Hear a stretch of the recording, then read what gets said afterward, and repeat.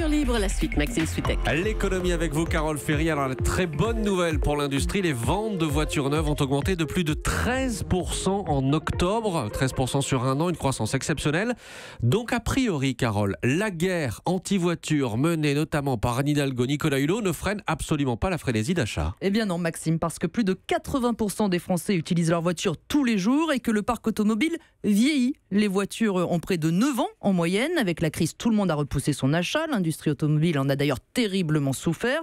Mais aujourd'hui, l'économie reprend des couleurs. On peut emprunter pour pas cher. Les taux d'intérêt sont toujours très bas. Et alors, changer sa voiture, eh bien, ça redevient une priorité. Enfin, pour ceux qui en ont les moyens, évidemment. Et alors, qu'est-ce qui se vend le mieux ? Les fans de voitures le savent bien, Maxime. La star du moment, celui qui a ringardisé la berline, c'est le SUV. Pour ceux qui sont un peu moins fans d'automobile, ce sont ces 4x4 de ville qu'on voit de plus en plus sur les routes.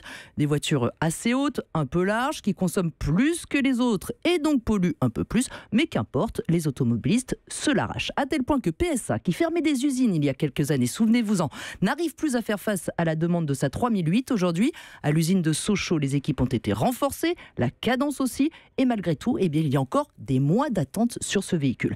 Alors, revers de la médaille, les SUV se vendent tellement bien que les autres modèles en pâtissent, pas les petites voitures qui ont toujours autant de succès, mais les grosses berlines et même les monospaces se vendent beaucoup moins bien. Mais alors, quand Nicolas Hulot dit qu'il n'y aura plus de voitures essence et diesel en France en 2040, en tout cas qu'on n'en construira plus, c'est un combat perdu d'avance ? Non, parce que la voiture ne disparaîtra pas, Maxime, ça c'est sûr. Même l'ADEME, l'Agence de l'environnement, le dit, ce sera toujours 60% de nos déplacements en 2050.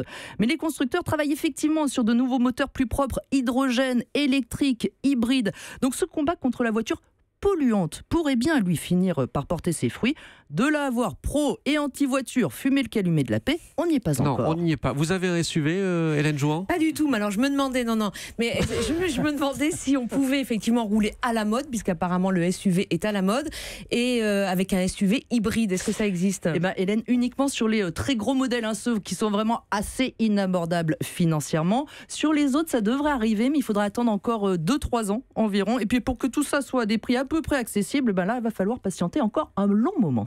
On se passera du SUV. Voilà. Ou alors on va patienter, on verra bien, on fera un choix avec Hélène Jouan. Europe 1.